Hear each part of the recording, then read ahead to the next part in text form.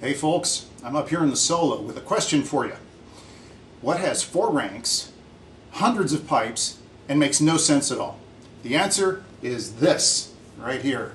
This is the 4-rank solo Carillon. I'm not sure if I want to call it a mixture or a cornet or what. It kind of defies description. I was assigned to tune this rank, this set, sorry, it's not rank, it's a stop, in November of 2019 with James Martin. He was at the console and I was up here. And we went according to what's in the book about the composition of the way the stop is arranged. We started tuning it and immediately had to stop because nothing was adding up and it was impossible to tune. I said, there's got to be something wrong here. Well, there's a lot of discrepancies in this stop, in particular. And it was so wacky that I thought it would make a great topic for a video. So where do we start?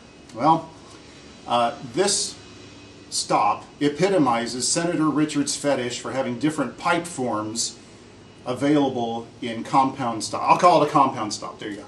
And so in this stop, 4 ranks, we have the first rank is a tierce, and it is a harmonic flute. You can see the 3 holes right there. Okay. So this is a 1 3/5 stop, but of course it's this long because it's a harmonic flute. Okay. Next up is an open quint, very conventional, no big deal there. Okay.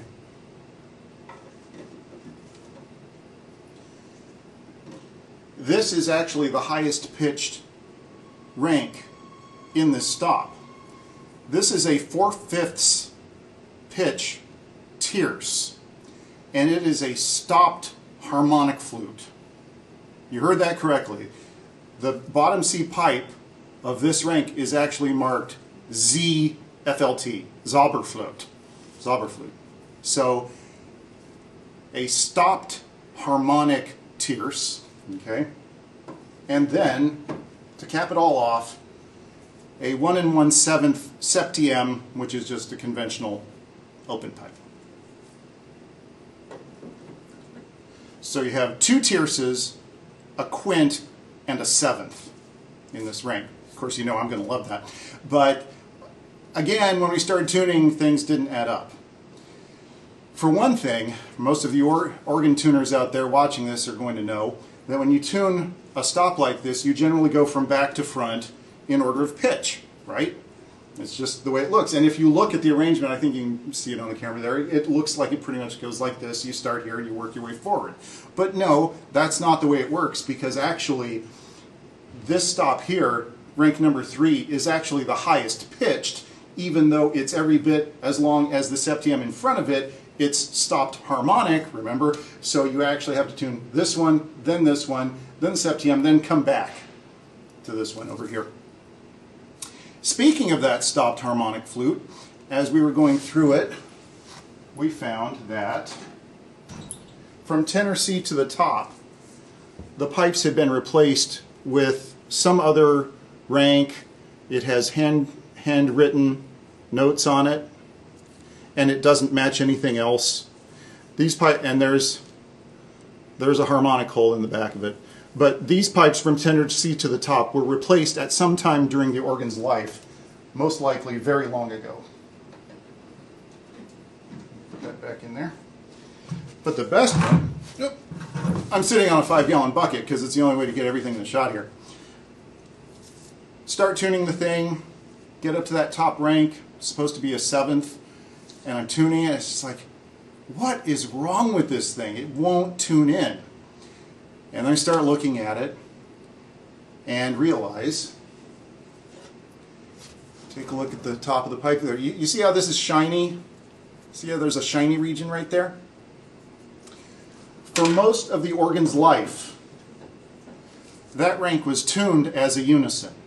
Even though it's supposed to be a septième, it had been tuned down because a septième, you know, sounding an A sharp below the C is very close. And I guess people just got frustrated with it at some point and tuned it down to a unison. So when I tuned it, the pipes were too long to be a unison, so they wouldn't tune that way. And it's just like, what's going on here? So finally I started raising the sleeves up, and all of a sudden it started locking in tune as a septième, which is what it was supposed to be in the first place. So for the first time in decades, this rank is sounding with the correct pitches that it was built for. Speaking of which, there's a discrepancy between what's written in the contract and the way the rank turned out. If you look at Stephen Smith's book, solo, voice number 80, Carillon 4, it says 17, 19, 21, 22 as being the composition of the stop.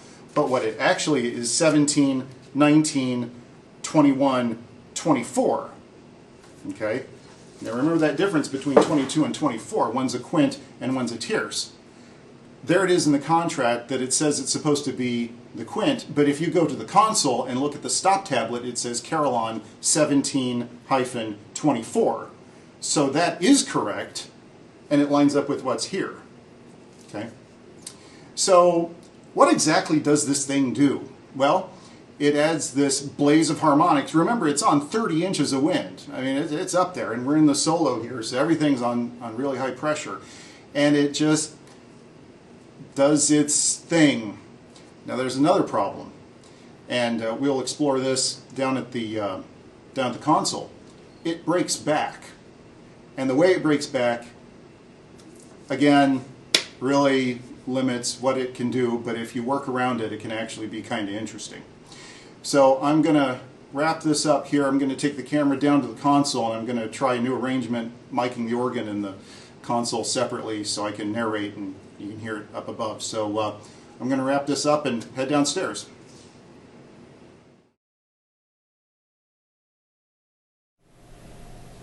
Okay, I'm down here at the console.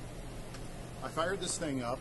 It's been a couple years since I've heard it, and quite frankly, even I'm shocked at how weird it sounds, and I like this kind of stuff.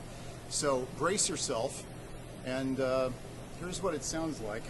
Now remember I talked about that break. You ready for this?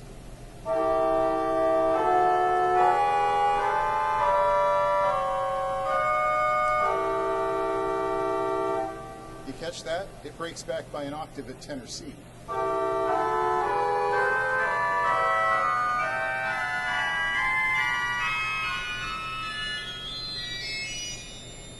And then it breaks back again. Now that hasn't been touched in 2 years, but believe me when I tell you, it doesn't sound that much better when I just did it.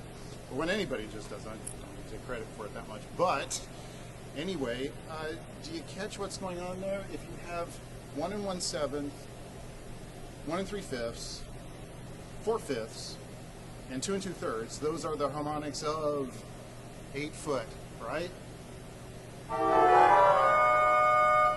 But then when it breaks back an octave,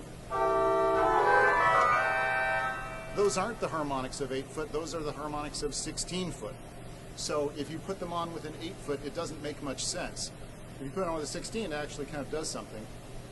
Now, I'm not going to play a lot here because I've probably tortured your ears enough already, but it is worth demonstrating that I can put on the 16-foot tuba magna, which I believe is on 50 inches of wind. It hasn't been tuned in a while, but okay. I'm going to hold one note. I'm going to put the Carillon on.